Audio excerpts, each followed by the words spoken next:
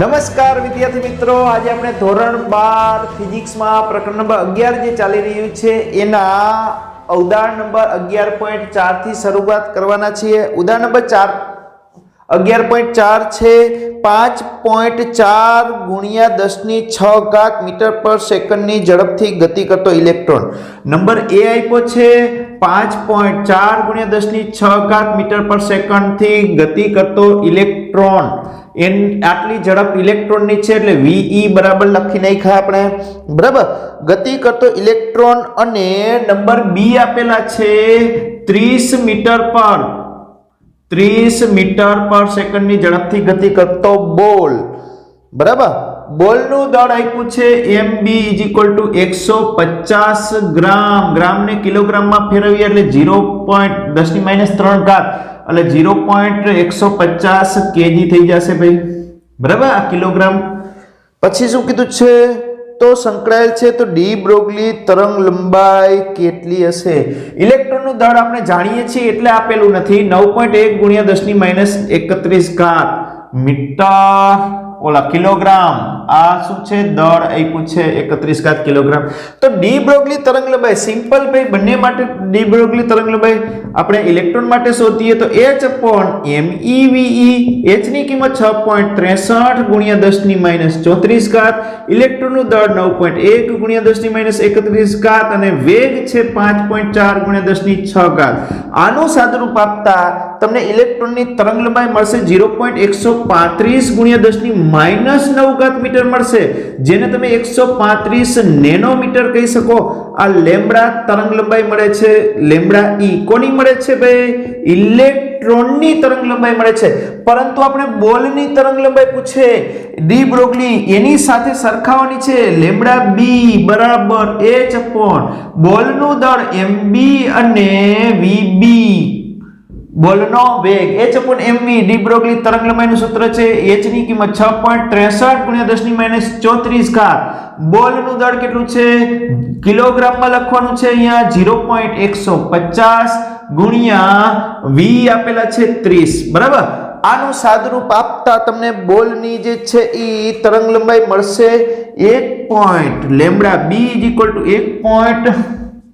1.47 ગુણ્યા 10⁻34 ઘાત મીટર અને અહીંયા 10⁻9 મીટર. બરાબર, તો આ જે ઇલેક્ટ્રોનની તરંગ લંબાઈ છે એ એક્સ રે ની તરંગ લંબાઈની નજીક છે. બરાબર, અને આ જે છે એ કોની નજીક છે ભાઈ? આ એના કરતા ઘણી નાની છે ભાઈ. આના કરતા તો આ મોટી છે 10⁻9 ઘાત મીટર અને 10⁻34 ઘાત મીટર, જે ઘણી નાની છે. બરાબર, એ પ્રોટોન છે, એ પ્રોટોનનું પરિમાણ જે છે, પરિમાણ પ્રોટોનનું એના કરતા પણ નાની થઈ. બરાબર, ન્યુક્લિયસ છે 10⁻14 ઘાત મીટરના ક્રમનો હોય, આ એના કરતા પણ નાની છે. આટલી નાની તરંગ લંબાઈ માપી શકાતી નથી. બરાબર, એટલે આટલી બધી નાની તરંગ લંબાઈ આપણે વ્યવહારમાં માપી શકતા નથી, જે અવગણી શકાય છે. બરાબર છે. નેક્સ્ટ ઉદાહરણ જોઈએ. ઉદાહરણ નંબર 11.5. એક ઇલેક્ટ્રોન, એક આલ્ફા કણ અને એક પ્રોટોનની ગતિ ઉર્જાઓ સમાન છે. બરાબર, સમજો. એક ઇલેક્ટ્રોન એટલે ઇલેક્ટ્રોનની ગતિ ઉર્જાને આપણે ke કહી દઈએ છીએ. એક આલ્ફા કણ અને એક પ્રોટોન p, આ બધાની ગતિ ઉર્જા જે છે એ સરખી છે. બરાબર છે, એવું કીધું છે. તો આમાંથી કયા કણની ડી બ્રોગલી તરંગ લંબાઈ સૌથી ટૂંકી હશે? ડી બ્રોગલી તરંગ લંબાઈ સૌથી ટૂંકી હશે તો તરંગ લંબાઈનો આપણે ગતિ ઉર્જા સાથે સંબંધ દર્શાવતું સૂત્ર આપણી પાસે ડાયરેક્ટ તમને આવડતું હોય તો તમે ડાયરેક્ટ ઉપયોગ કરી શકો છો. H/√2mk. આ સૂત્ર ક્યાંથી આવ્યું એને ખબર હોય તો આપણે સમજાવીએ. ગતિ ઉર્જા એટલે 1/2mv², અને m વડે ગુણાકાર કર્યા, m વડે ભાગાકાર કર્યા તો આ mv ને p²/2m કહેવાય. શેના બરાબર? અહીંયા k બરાબર તો p² ને કરતા કરું તો 2mk થઈ ગયા તો p શું થઈ ગયા √2mk. ડી બ્રોગલી તરંગ લંબાઈનું સૂત્ર છે લેમ્બડા h/p. આ p ની કિંમત જે છે એ અહીંયા ઉપાડીને મૂકી બરાબર એટલે સીધા h/√2mk થઈ ગયા બરાબર. હવે અહીંયા ખાસ જો આ તમને આવડતું હોય ને ડાયરેક્ટ આ તરંગ લંબાઈનું સૂત્ર યાદ હોય તો તમે ડાયરેક્ટ ઉપયોગ કરી શકો છો. તો અહીં તમે લખી શકો કે આ k તો ભાઈ આ ત્રણેય માટે સરખા કીધા છે તો ત્રણેય માટે બદલાય છે શું h ગુણાચળાંક છે 2 પણ ફિક્સ છે તો m બદલાય છે. શું બદલાય છે? m બદલાય છે. તો અહીં લખી શકો કે અહીં લેમ્બડા ચલે છે 1/√m વર્ગમૂળના કોના દળના વર્ગમૂળના વ્યસ્ત પ્રમાણમાં છે બરાબર. તો આપણે હવે અહીંયા લખીએ તો ઇલેક્ટ્રોન માટે દળ જે છે એ me છે બરાબર. ઇલેક્ટ્રોનનું દળ કોનું? ઇલેક્ટ્રોનનું દળ. પ્રોટોનનું દળ mp એ ઇલેક્ટ્રોનના દળ કરતા 1836 ગણું વધારે હોય. આટલું દળ વધારે છે કોના કરતા? ઇલેક્ટ્રોનના દળ કરતા. પ્રોટોનનું દળ વધારે છે એટલે કે mp > me. પ્રોટોનનું દળ વધારે છે તો ઇલેક્ટ્રોનનું દળ ઓછું છે તો દળના વ્યસ્ત પ્રમાણમાં છે ભાઈ. આ દળ વધારે તો એની તરંગ લંબાઈ કેવી હશે? ઓછી. તો અહીંયા હું લખી શકું કે lambda E > lambda p. Lambda p નાની કેમ કે દળ મોટું. દળ જેનું મોટું એની તરંગ લંબાઈ નાની. આ બરાબર સમજવાનો પ્રયત્ન કરજો. અહીંયા આ લેમ્બડા E મોટા છે કોના કરતા? લેમ્બડા p કરતા. હવે વાત કરીએ આલ્ફા કણ માટે. આલ્ફા અને પ્રોટોનની વાત કરીએ. આ બે વચ્ચેનો સંબંધ જોઈએ તો આલ્ફા એટલે હિલિયમનો કણ. યાદ રાખવાનું કાયમ માટે હિલિયમ 2 4 એને આલ્ફા કહેવાય. આલ્ફા એટલે હિલિયમનો જ કણ હોય. હવે એનું દળ જે છે એ આલ્ફાનું દળ એ પ્રોટોન કરતા 4 ગણું થાય છે. કેટલા ગણું? 4 ગણું. હવે આયમ આલ્ફા મોટો કોના કરતા? પ્રોટોનના દળ કરતા. આલ્ફાનું દળ મોટું તો આલ્ફાની તરંગ લંબાઈ જે છે એ નાની હશે અને પ્રોટોનની તરંગ લંબાઈ મોટી હશે કોના કરતા? આલ્ફા કરતા. હવે આલ્ફા કરતા પ્રોટોનની તરંગ લંબાઈ મોટી, પ્રોટોન કરતા ઇલેક્ટ્રોનની તરંગ લંબાઈ મોટી. Therefore lambda E > lambda p > lambda alpha બરાબર. આ આપણો જવાબ મળે. તો સૌથી વધુ તરંગ લંબાઈ કોની હશે? ઇલેક્ટ્રોનની. અને સૌથી ઓછી તરંગ લંબાઈ કોની હશે? આલ્ફા કણની હશે. કારણ કે અહીંયા શું છે? me mp m આલ્ફા છે એટલે બરાબર. આવી રીતે પણ તમે લખી શકો, શોર્ટ રીતે પણ લખી શકો બરાબર છે. ઉદાહરણ નંબર 11.6 એક કણ ઇલેક્ટ્રોનની ઝડપ કરતા 3 ગણી ઝડપે. કણ એટલે પાર્ટિકલ. કોનો? પાર્ટિકલનો વેગ ઇલેક્ટ્રોનના વેગ કરતા, ઇલેક્ટ્રોનની ઝડપ કરતા 3 ગણી છે. પાર્ટિકલ vp = 3ve લખી શકીએ. 3 ગણી ઝડપે ગતિ કરે છે. કણ અને ઇલેક્ટ્રોનની ડી બ્રોગલી તરંગ લંબાઈનો ગુણોત્તર. કણનો શબ્દ પહેલા છે તો એને આપણે લેમ્બડા p કહેશું અને ઇલેક્ટ્રોનની એટલે લેમ્બડા E એની તરંગ લંબાઈનો ગુણોત્તર આપેલો છે 1.813 અને 10⁻⁴ બરાબર. આ ગુણોત્તર આપ્યો છે. તો શું કીધું છે?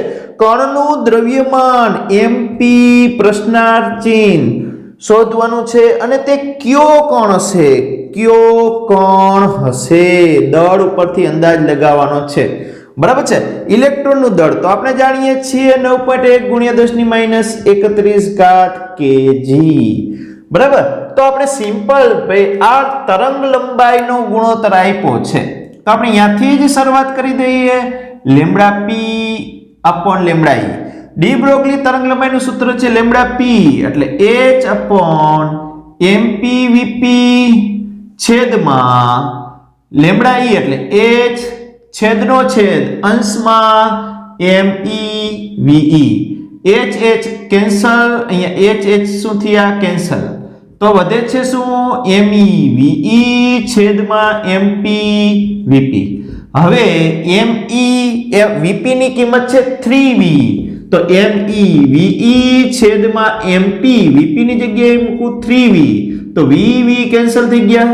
બરાબર. બોર્ડની પરીક્ષામાં તમારે છેદ ઉટાડવા માટે ઉપર લીટા નથી કરવાના, નહીં તો છેક કરેલું એવું લાગે. બરાબર.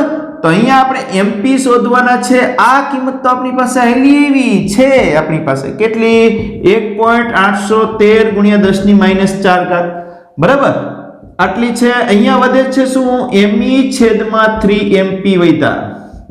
એમાં MP ને કરતા કરવાના છે ME ની કિંમત આપણી પાસે છે 9.1 ગુણ્યા 10 ની -31 કેજી છેદમાં 3 MP ને કરતા કર્યા, તો આ બરાબરની આ બાજુ એવા ગુણાકારમાં 1.813 ગુણ્યા 10 ની -4 આનું સાદરૂપ આપશો એટલે MP P એટલે પાર્ટિકલ કીધો છે, એ P એટલે પાર્ટિકલ કીધો છે, એનું દળ મળે છે 1.675 ગુણ્યા 10 ની -27 કેજી. હા ભાઈ આ દળ તો આપણે જાણીતું છે. કોના દળ જેટલું છે તો કે પ્રોટોન. આપણે P નો તો પાર્ટિકલ કીધો તો પહેલા આપણે ખબર નથી પ્રોટોન, પણ ઓટોમેટિક મેળ આવી જાય છે. પ્રોટોનના દળ જેટલું છે. કેટલું છે? પ્રોટોનના દળ જેટલું દળ હોવાથી આપેલ કણ એ પ્રોટોન અથવા ન્યુટ્રોનનું દળ પણ આટલું જ હોય, ન્યુટ્રોન હોઈ શકે. બરાબર. પ્રોટોન અથવા ન્યુટ્રોન હોઈ શકે. આ રીતે તમારે નીચે એક વાક્ય લખવું પડે. બરાબર. ચલો નેક્સ્ટ લાસ્ટ ઉદાહરણ જોઈએ 11.7. ઉદાહરણ નંબર 11.7 માં 100 વોલ્ટના વિદ્યુત સ્થિતિમાનના તફાવત વડે V = 100 વોલ્ટ. બરાબર. V વેગનો ભેગા થાય છે એટલે થોડોક મોટો V દર્શાવ્યો છે. 100 વોલ્ટના વિદ્યુત સ્થિતિમાનના તફાવત વડે પ્રવેગિત થયેલા ઇલેક્ટ્રોન સાથે સંકળાયેલ ડી બ્રોગલી તરંગલંબાઈ શોધવી છે. વોલ્ટેજ અને તરંગલંબાઈના સંબંધ સાથે એ બેનો સંબંધ દર્શાવતું એક જ સૂત્ર છે આપણી પાસે, તમને ખબર હોય તો લેમ્બડા = 1.227 નેનોમીટર છેદમાં √V. આ સૂત્ર ક્યાંથી આવ્યું ન ખબર હોય તો ડી બ્રોગલી તરંગલંબાઈ h/p, p ની જગ્યાએ આપણે મૂક્યા √2m/k. કે અહીંયા ગતિ ઊર્જા લેતા હતા. ગતિ ઊર્જા કેટલી હોય તો કે eV જેટલી. eV વોલ્ટ છે. તો આ બધાયનું આપણે સાદુરૂપ આપ્યું હતું H2 ઇલેક્ટ્રોનનું દળ, ઇલેક્ટ્રોનનો વિદ્યુતભાર, ત્યારે 1.227 નેનોમીટર મળે છે અને છેદમાં √V રાખેલા છે. આ સૂત્ર જો તમને ડાયરેક્ટ યાદ હોય તો તમે ડાયરેક્ટ ઉપયોગ કરી અને સાદુરૂપ આપી શકો છો, પણ ખાસ યાદ રાખજો આ નેનોમીટરમાં છે અને નીચે 100 નું વર્ગમૂળ શું થઈ જાય 100 નું વર્ગમૂળ 10 થઈ જાય, તો 10 વડે ભાગાકાર કરીએ તો 0.1227 નેનોમીટર જેવો જવાબ આવે. ભાઈ એકદમ સિમ્પલ છે. બરાબર. એટલે કે આને 3 આંકડામાં લખવો હોય તો 0.123 નેનોમીટર પણ કહી શકાય. બરાબર. તો આ જે છે એ શું બતાવે છે 100 વોલ્ટના વિદ્યુત સ્થિતિમાને ઇલેક્ટ્રોનની તરંગલંબાઈ બતાવે છે. આ તરંગલંબાઈ એક્સ-રે ના તરંગલંબાઈની ક્રમની છે, એક્સ-રે ની તરંગલંબાઈની નજીકની તરંગલંબાઈ છે.